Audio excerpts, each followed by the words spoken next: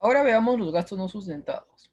Debemos entender que el requisito general para que te puedan aceptar un gasto es que los gastos se encuentren respaldados, sustentados con comprobantes de pago. ¿Ok? Sin embargo, sucede a veces que hay gastos que no están sustentados con comprobantes de pago y por ende no te los va a aceptar la SUNAT. En ese sentido tampoco van los gastos personales, ¿no? Los gastos personales tampoco son aceptados. Aquí tenemos, por ejemplo, que en el mes de junio del 2020, la empresa ha contabilizado un agasajo por el matrimonio del socio por la suma de 5.000, ¿ok? Sustentados en comprobante de pago. Estos gastos sí están sustentados. Aquí el problema con esto es que se califica como un gasto personal, porque este gasto, pues, no es de la empresa, o por el giro de la empresa, ¿no? Por el giro del negocio, por actividad comercial de la empresa, sino que es un gasto propiamente del socio, de su matrimonio, así que califica como un gasto personal. Y ese gasto, por más que la empresa lo haya pagado, no es gasto, ¿no? Entonces, no es gasto aceptado. Entonces, el artículo 44 lo prohíbe. Dice que los gastos personales y familiares no son aceptados, así que hay que adicionar estos 5.000 primero. Y luego, acá también, esto sí es porque no está con la condición de no habido. Y cuando tiene la condición de no habido, tampoco el gasto es aceptado. O sea, tienes que cerciorarte de que cuando te emite el comprobante tenga la condición de habido, salvo que el 31 de diciembre esa condición de no habido la haya levantado, ¿no?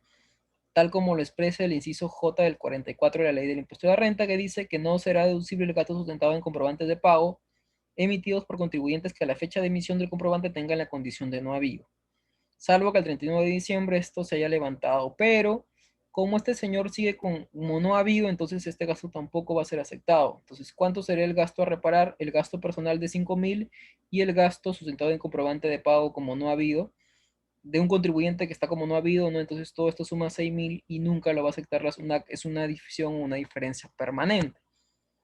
Esto de los gastos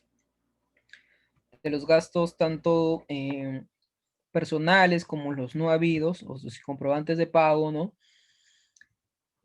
Muchas veces califican como una distribución indirecta de renta, o sea, significa que al ser un gasto personal o al no estar sustentado en comprobante de pago, la SUNAT presume de que se está sacando ganancias de manera indirecta a través de esos gastos personales. Por ejemplo, el hecho de que el socio pague sus propios gastos personales es porque está sacando renta de la empresa o ganancias de la empresa, y eso significa distribución indirecta de renta, por lo que tendría que pagar el 5% de sus gastos personales, ¿no?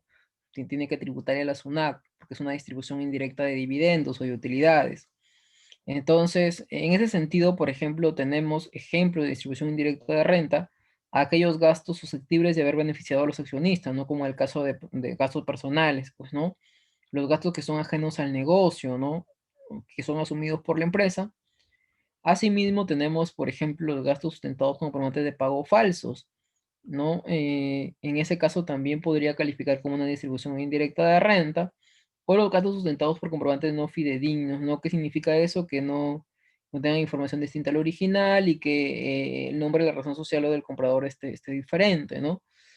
En el caso de también gastos sustentados con comprobantes emitidos por sujetos en situación de dudosa, ¿no? O que tengan la condición de no habido, pues, ¿no? Eso también podría calificar como distribución indirecta de renta, ¿ok? O gastos sustentados con comprobantes que no correspondan al régimen tributario.